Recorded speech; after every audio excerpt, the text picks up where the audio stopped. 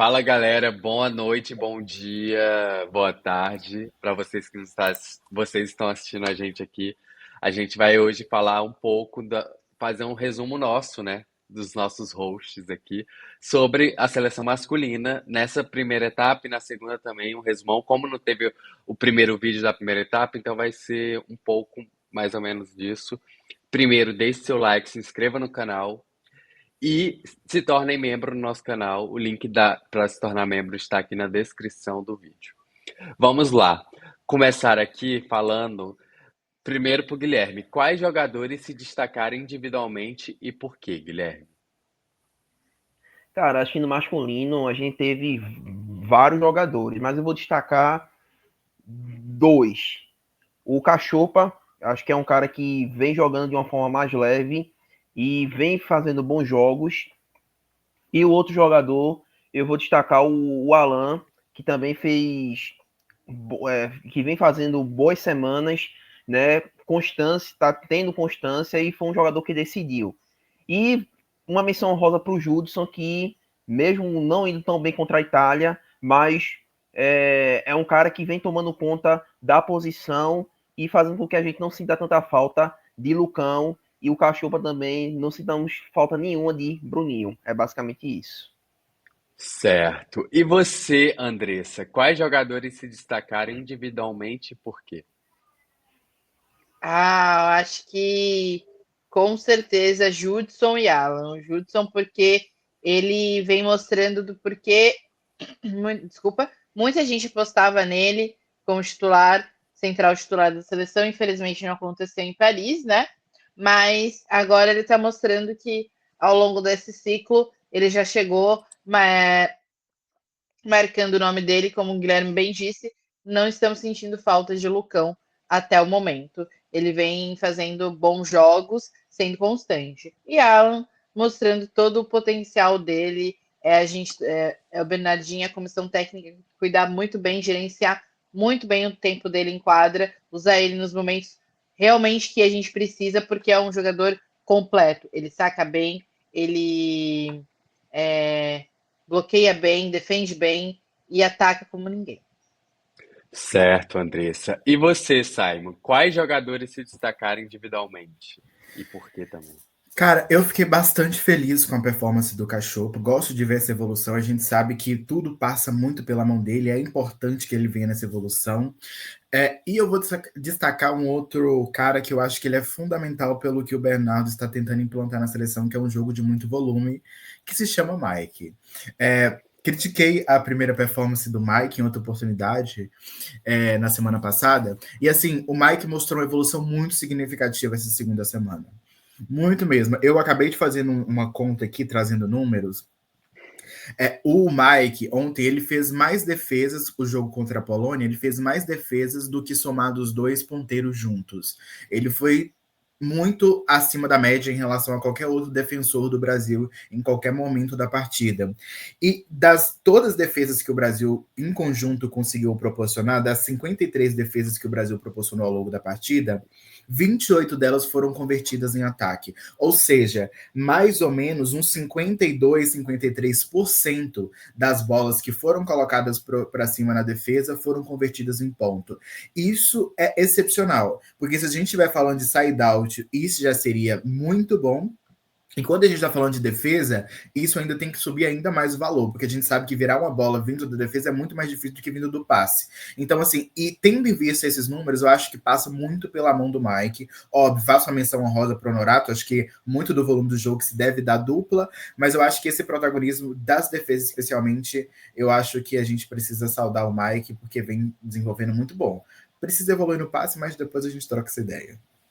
Certo. E galera, eu vou destacar, eu acho que, como a galera já deu sua opinião, para mim, eu vou colocar dois, né? Eu acho que é o Honorato e, e colocar o Cachopa, né? Porque, assim, eu acho que muito do que a gente está vendo do Cachopa, ele não teve tantas oportunidades no passado, mas ele já estava inserido nesse sentido, né? E também joga em ligas mais fortes, logo na Liga Italiana. Então, acho que para nós, a gente não sentiu tanta, a gente sentiu melhor o nível do que a gente tinha antes. Eu acho que essa ida do Cachopa para a Itália e ele ter essa vivência de jogador das Olimpíadas também acho que ajudou e acho que ele vai acrescentar bastante. E o Honorato, o que ele faz ali no fundo de quadra. Eu já fui muito crítico, né? Porque eu achava que ele na seleção ele não conseguiria render. Hoje ele está rendendo no passe, na defesa, e no ataque também. Então acho que ele vem crescendo aí, se destacou bastante nessa segunda etapa e na primeira também. Agora vamos continuar aqui. Quais jogadores mostraram uma evolução da primeira para a segunda etapa? E quais foram os jogadores, Guilherme? Desculpa.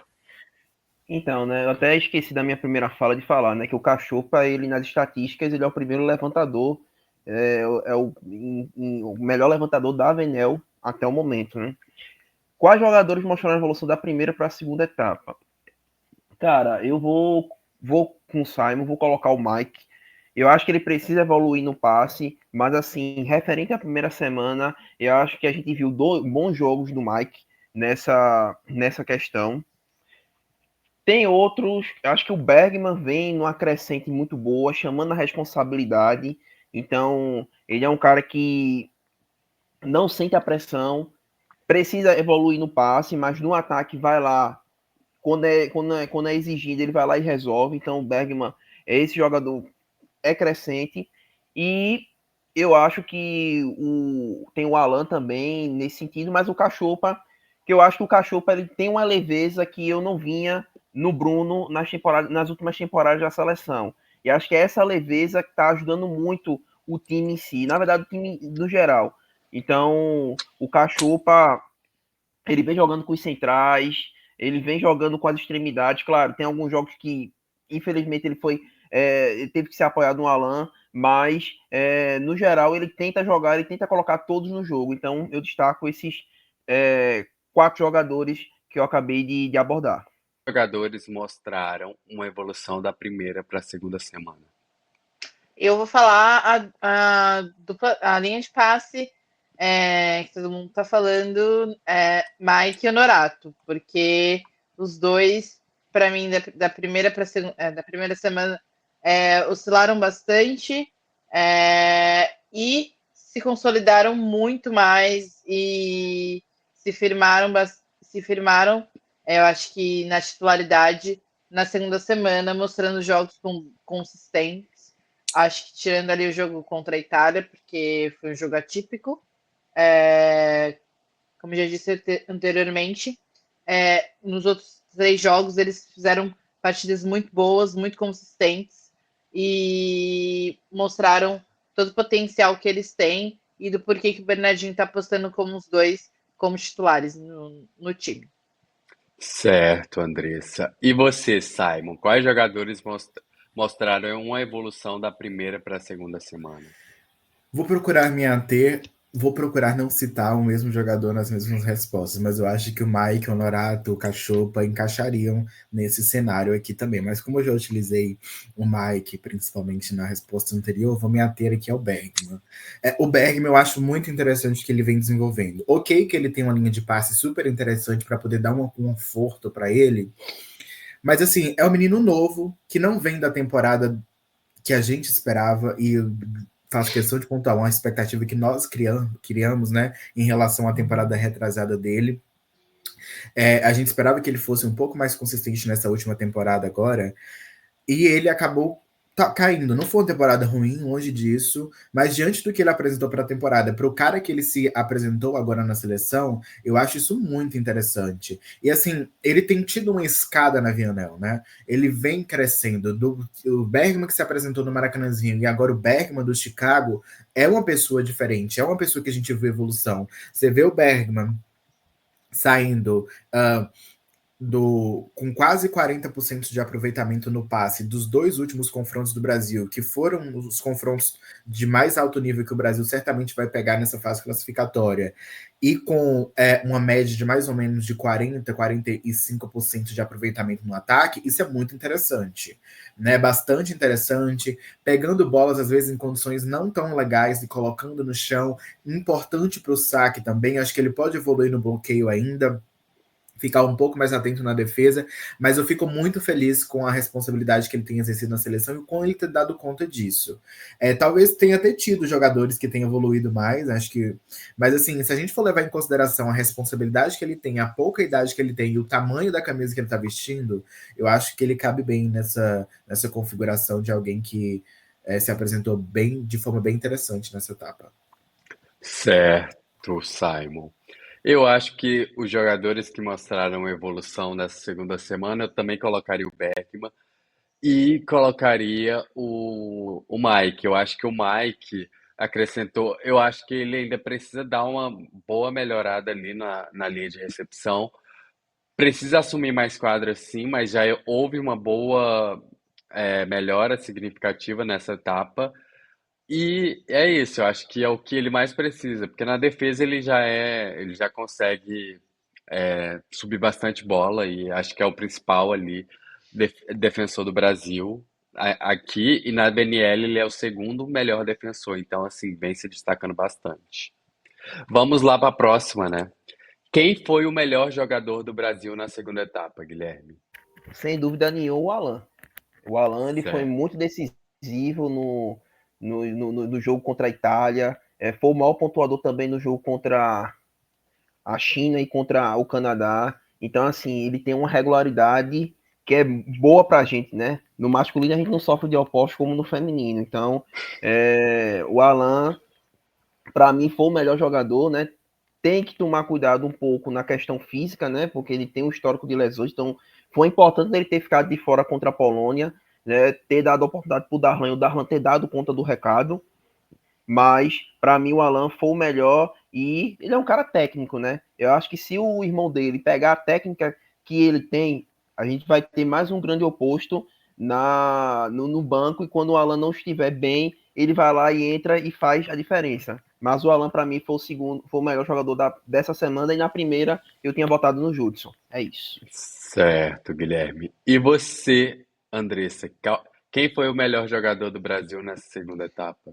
Sem sombra de dúvidas, é disparado Alan. Acho que desde o momento que ele entrou em quadra defendendo a seleção, ele mostrou uma qualidade muito grande. É o jogador mais constante, é o jogador mais completo e disparado o melhor jogador brasileiro dentro de quadra. Assim, o que ele erra não faz diferença, porque ele está com um percentual tão alto que os erros dele nem fazem diferença no ataque, porque ele consegue imprimir uma qualidade de jogo e de entrega em números tão interessantes que ele faz uma diferença imensa, né? Tanto que está recebendo a maioria das bolas e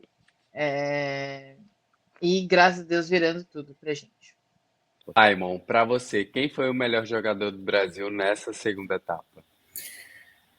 Olha, complicado, né? Vou dar uma resposta aqui. Vou para dar resposta para a Dana Aparecida e seu útero. Tá bom? Porque por mais que o Darlan comece de titular e depois o Alan toma a titularidade, muito se falou sobre o Alan do jogo contra a Itália. E não que não tenha que falar, acho que muito tem que falar. Mas quando a gente vai pegar os números, tendo em vista que foram 5 sets em um, 4 sets de outro, pô, os números deles não foram muito discrepantes. Eu acho que tivemos boas performances, tanto o Darlan contra a Itália, contra a Polônia, perdão, e contra o Alan contra a Itália. Acho que foram uma grande performance dos dois ponteiros em respectivos jogos, né? Mas eu vou me ater a mais ao Alan, porque foi o que ganhou a titularidade, fez um jogo espetacular, pontuou em todos os fundamentos na partida contra a Itália. Foi o maior desafio do Brasil jogar contra a Itália. Mas assim, é complicado, né? Porque acho que o time como um todo, acho que com a exceção ali do Judson, fez uma segunda semana bem mais interessante do que a primeira, né? É uma resposta difícil. Mas como eu tenho procurado não repetir os nomes, vou pro útero de Dona Aparecida. Pô, e se você tá assistindo a gente, dá essa moral. Primeiro você vai deixar seu like ou se inscrever no nosso canal. E depois, comentem nos comentários quem você acha que foi o melhor jogador do Brasil nessa segunda etapa.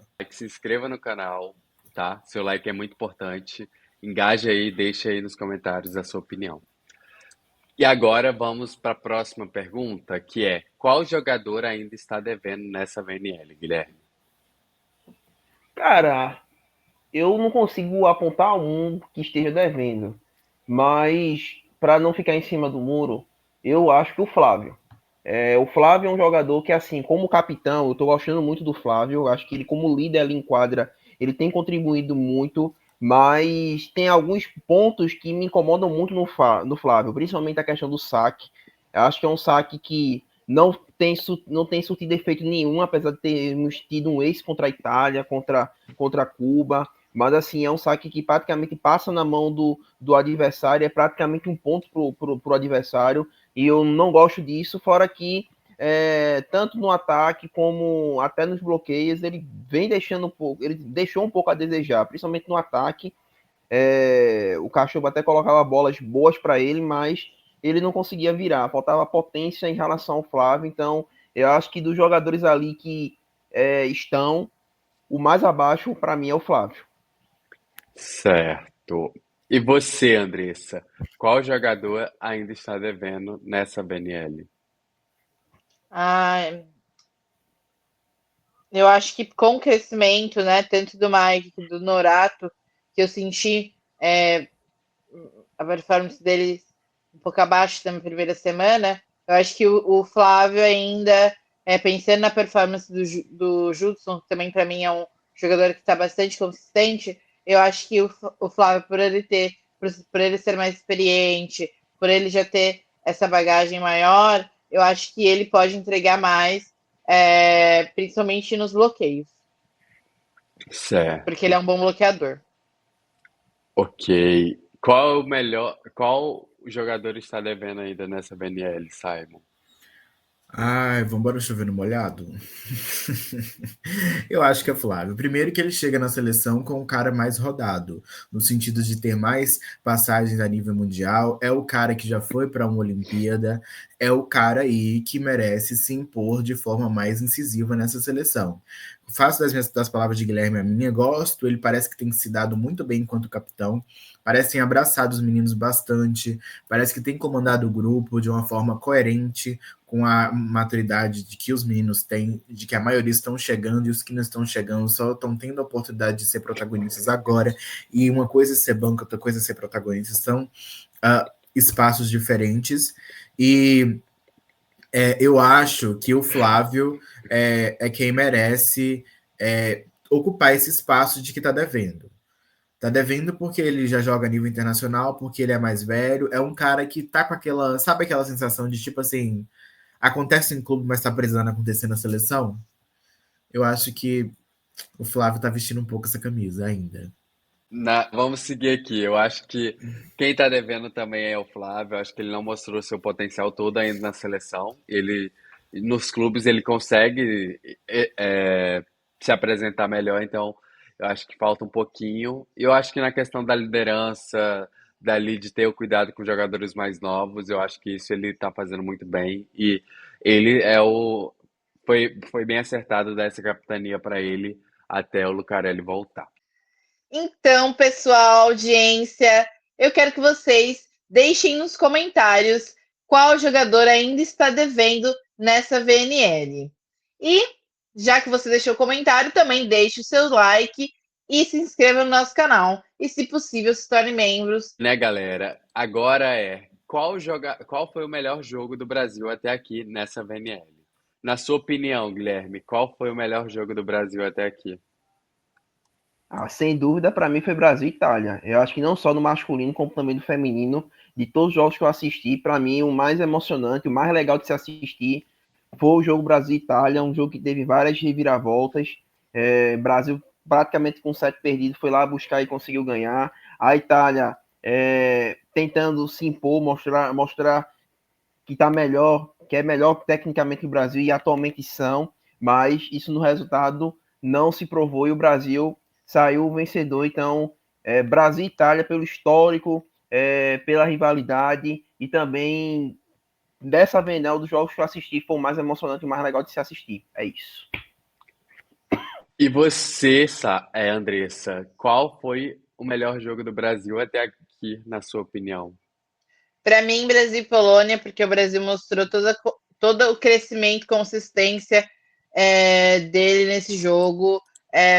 buscou sets que a Polônia estava na frente, conseguiu fechar com vitórias 3-1 de forma convincente e consistente em todos os fundamentos.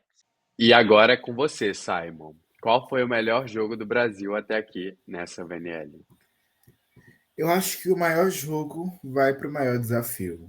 Acho que Itália e Brasil configurou. Se não me engano, eu não estou assistindo a VNL 100% o tempo inteiro, mas Itália e Brasil tá entre os melhores partidas da VNL, assim.